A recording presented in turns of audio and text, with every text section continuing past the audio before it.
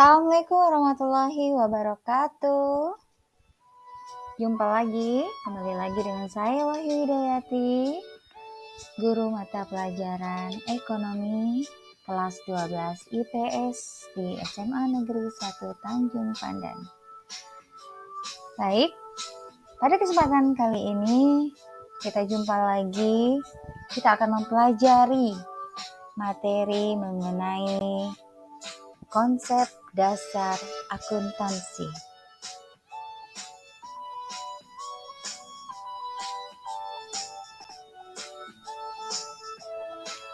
Coba diperhatikan gambar di atas yang kalian lihat. Sekiranya apa itu gambar tersebut? Ya, betul sekali. Saat ini mereka sedang melakukan suatu transaksi.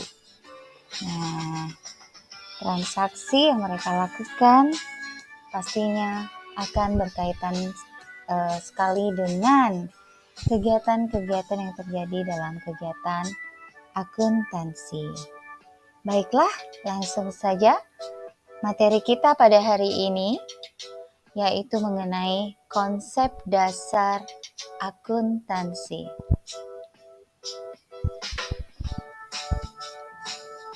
Nah, pada kesempatan kali ini kita akan membahas bagaimana sejarah akuntansi.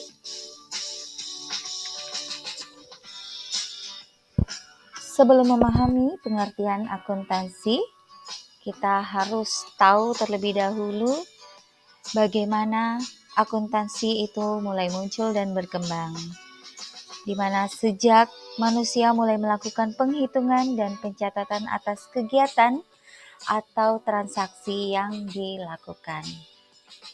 Baiklah, yang selanjutnya yaitu perkembangan akuntansi di dunia.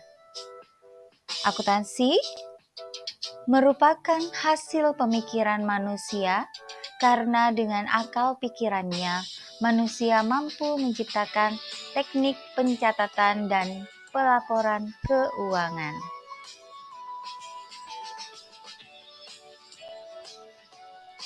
Nah, lalu bagaimana perkembangan akuntansi di Indonesia? Pada mulanya akuntansi diterapkan pada masa penjajahan di Indonesia.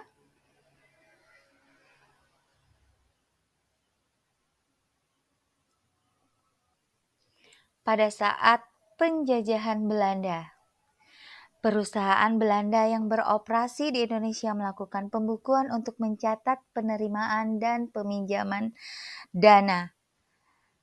Nah, seiring berjalannya waktu, sistem kontinental digantikan dengan sistem Anglo-Saxon sejak tahun 1980-an. Ini pastinya tidak lepas dari peran Bank Dunia yang menyalurkan pinjaman kepada Indonesia.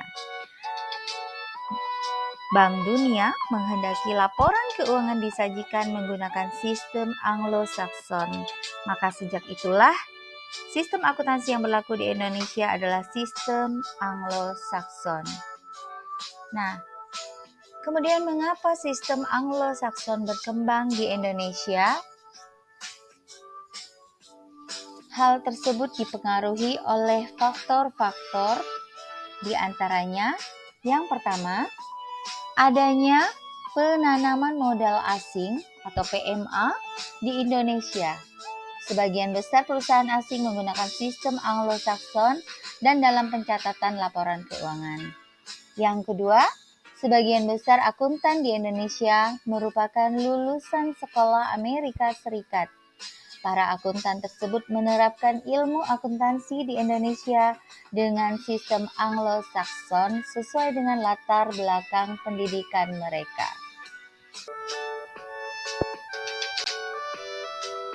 Selanjutnya akan kita pelajari adalah pengertian akuntansi. Akuntansi ada beberapa pendapat. Menurut Accounting Principles Board atau APB nomor 4, Akuntansi adalah sebuah kegiatan jasa yang berfungsi memberi informasi kuantitatif, terutama informasi yang bersifat keuangan dalam keputusan ekonomi. Yang kedua, menurut American Accounting Association AAA, akuntansi adalah proses mengidentifikasi, mengukur, dan melaporkan informasi ekonomi yang memungkinkan adanya penilaian dan pengambilan keputusan secara jelas dan tegas bagi pemakai informasi akuntansi.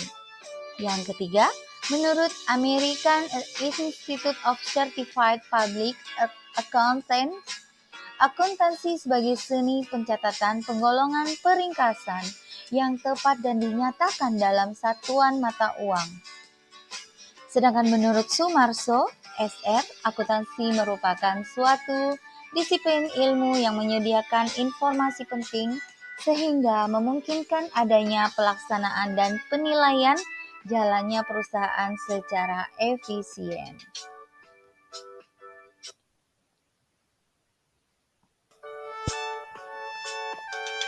Selanjutnya,